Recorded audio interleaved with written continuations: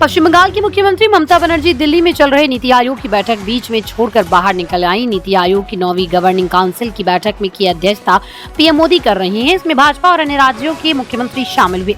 ममता ने बैठक का वॉकआउट करने की वजह बताते हुए कहा, बैठक में विपक्ष की ओर से सिर्फ मैं शामिल हुई थी। भाजपा के मुख्यमंत्रियों को बोलने के लिए 10 से 20 मिनट का समय दिया गया, जबकि मुझे केवल 5 मिनट मिले। ममता ने बताया कि जब मैं पश्चिम बंगाल के मुद्दे पर बोल रही थी तब मेरा माइक बंद कर दिया गया, मुझे अपनी पूरी बात नहीं रखने दी गई।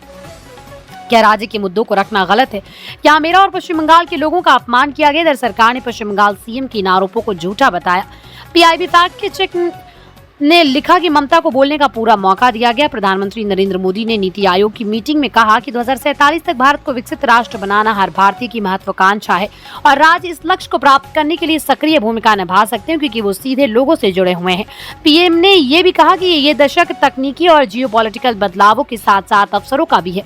देश को इनका फायदा उठाना चाहिए, अपनी नीतियों को इंटरनेशनल इन्वेस्टमेंट के मुताबिक ढालना चाहिए। ये भारत को विकसित बनाने में मददगार है।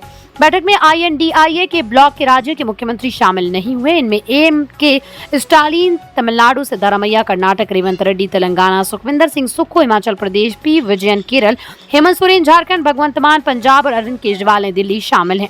ममता बनर्जी ने बैठक से एक दिन पहले कहा था कि नीति आयोग खत्म करके योजना आयोग को वापस लाओ। योजना आयोग नेताजी सुभाष चंद्र बोस का आइडिया था। उन्होंने आगे कहा कि सरकार आपसी लड़ाई में गिर जाएगी, इंतजार कीजिए। इस दौरे में मेरे पास ज्यादा समय नहीं, इसलिए किसी नेता से मेरी मुलाकात नहीं हो रही। नीति आयोग की गवर्निंग काउंसिल की मीटिंग में विकसित भारत @2047 को लेकर चर्चा की जाएगी। भारत को विकसित बनाने के लिए राज्यों की भूमिका पर भी चर्चा की जाएगी। नीति आयोग का कहना है कि देश $5 ट्रिलियन की GDP के साथ दुनिया की तीसरी अर्थव्यवस्था बनने की राह पर है। भारत 2047 तक $30 ट्रिलियन इकोनॉमी के लक्ष्य को हासिल करेगा।